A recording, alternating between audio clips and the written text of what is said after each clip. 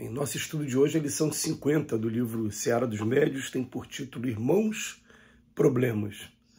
São sempre muitos, contam-se às vezes por legiões, acham-se encarnados entre os homens e caminham semeando revolta. Mostram-se desencarnados na esfera física e comunicam a peçonha do desespero. Facilmente identificáveis, sinalizam rebeldia. Falam em dever, inclinam-se à violência. Referem-se ao direito, transformam-se em vampiros. Criam a dor para os outros, encarcerando-se na dor de si mesmo. São vulgarmente chamados espíritos maus, quando mais propriamente são espíritos infelizes. Zombam de tudo que lhes escape ao domínio, supõem-se invencíveis na cidadela do seu orgulho, escarnecem dos mais altos valores da humanidade e acreditam ludibriar o próprio Deus. De certo que esses irmãos enredados a profundo desequilíbrio estarão entre nós, adestrando-nos as forças mais íntimas para que aprendamos a auxiliar. Não perguntes por que existem, de vez que emparelhávamos com eles até ontem, quando padecemos ignorância maior. E nem exijas que os orientadores da espiritualidade lhe suprimam a condição inferior a golpes de mágica, porquanto somos todos irmãos com necessidade natural de assistência mútua.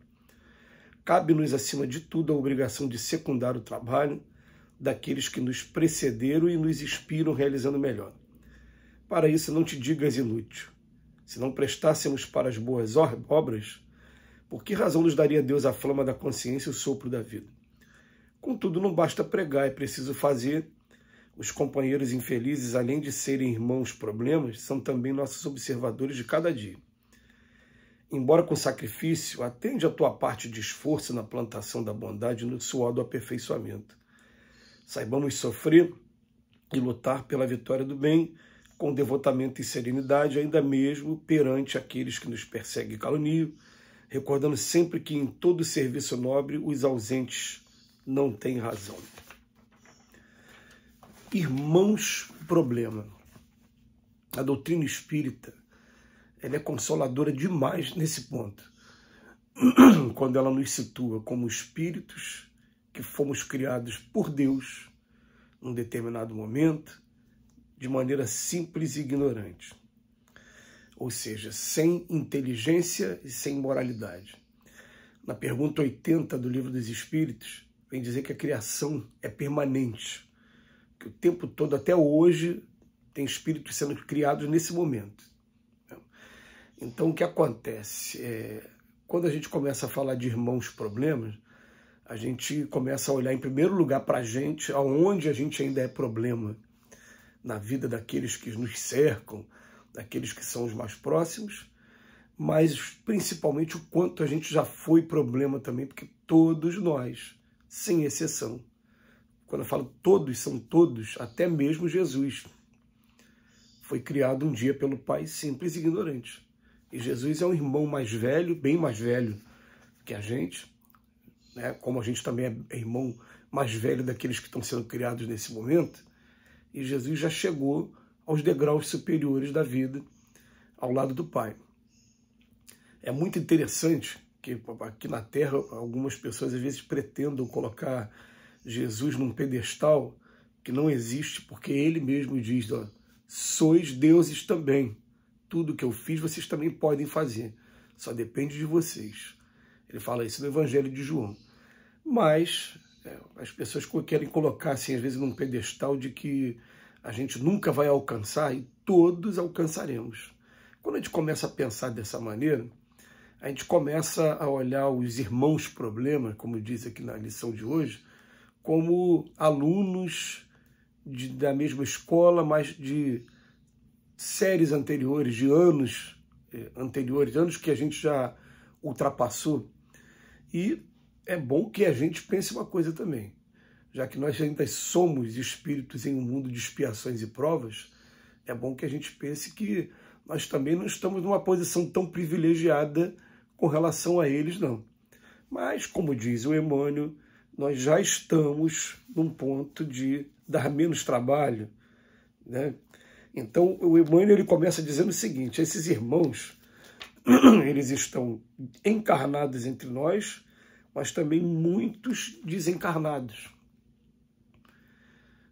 A gente está o tempo todo tendo a oportunidade de conversar com alguns desencarnados e explicar para eles: você não precisa procurar fazer vingança com as próprias mãos, porque naturalmente a lei de causa e efeito visita aqueles que fizeram mal. Não precisa ser você esse instrumento, até porque se for você esse instrumento, daqui a pouco é você que vai estar sofrendo também essa lei de causa e efeito. Tivemos a oportunidade ontem de conversar com o espírito nesse sentido. A gente falar para ele assim: olha, não precisa ser você a fazer isso. Olha o que você está fazendo com você mesmo. Daqui a pouco é você que vai estar reencarnando, vai estar aqui em carne e osso igual a gente, e sofrendo essas influências a ponto de chegar na subjugação, como você está proporcionando aí para essa pessoa que está encarnada. Enfim, esses irmãos a gente vai identificando, e aqueles que a gente já consegue, de certa maneira, auxiliar, vai deixando a gente numa posição bem também reflexiva, porque Emmanuel tem uma frase aqui para a gente, ele fala: cabe-nos, acima de tudo, a obrigação de secundar o trabalho daqueles que nos precederam e nos inspiram, realizando o melhor. E tem um momento também que ele vem dizer o seguinte: de certo que esses irmãos, enredados a profundo desequilíbrio, estarão entre nós, adestrando-nos as forças mais íntimas para que aprendamos a auxiliar. Olha que frase profunda para a gente. Eles estão entre a gente adestrando. Todo mundo sabe o que é adestrar, né? O que é o adestrador de cães, treinar. O que esses irmãos estão fazendo com a gente? Eles estão nos treinando as forças mais íntimas para que a gente aprenda a auxiliar. É por isso que, volta e meia, a gente encontra assim... Eu tenho encontrado, no meu caso aqui pessoal, amigos falando assim: quem se mistura com porcos, farelo come. Devemos evitar, uma frase que é muito usada hoje, né? As pessoas tóxicas. E eu falo: olha, não é bem por aí, né? Você evitar contato com aqueles casos que você reconhece ainda não ter o equilíbrio emocional e o preparo adequado para lidar, é uma estratégia. Mas a gente deve saber o seguinte: que Jesus não veio para os que estão sãos, veio para os que estão doentes. E quando a gente começa a entender isso, se a gente quer realmente um dia se dizer cristão, eu sou um cristão, então eu vou na direção do doente para procurar ajudar o doente. É trabalho de auxílio mesmo. Porque o que acontece muito com a gente é que assim, a gente vai para a casa religiosa, seja ela uma igreja, seja ela o centro espírita, seja ela o templo budista, a gente vai para uma casa religiosa buscar, principalmente se for buscar o Cristo. Gente, o Cristo é o maior exemplo de centralidade que teve na humanidade. Para ele, o tempo todo, quem estava à margem, ele trazia para o centro. Então, quem eram os filhos preferidos?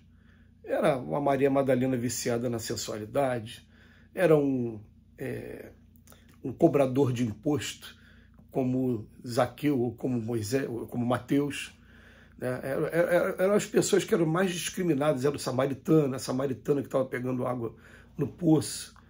Então a gente tem que pensar no seguinte: vai chegar um momento em que quem quiser realmente ser cristão vai aprender que não é fazer o que a gente faz normalmente, porque o que a gente faz normalmente é ir para a igreja ou para a casa espírita para estudar teoria e depois chegar em casa e se cercar de câmeras e de rede elétrica de segurança, ofendículos, como dizem no termo jurídico, para se defender da gente. Não, na verdade a gente vai aprender a ir na direção deles para tirar essas pessoas, esses irmãos problemas, como diz aqui no título tirar eles da marginalidade e trazer para o centro também, dando oportunidade para trabalho, assim como fazem com a gente. Porque eu não sei como agradecer, mas vai ter um dia que eu vou ter oportunidade sim de dar um grande abraço nesses mentores que permitiram com que, mesmo eu com tantos defeitos que eu ainda tenho, eu possa estar trabalhando. E depois que a gente começa a trabalhar, a gente liga a turbina, né, e vai trabalhando, até que a gente consiga realmente um momento de independência e de autonomia. Que Jesus nos abençoe hoje e sempre.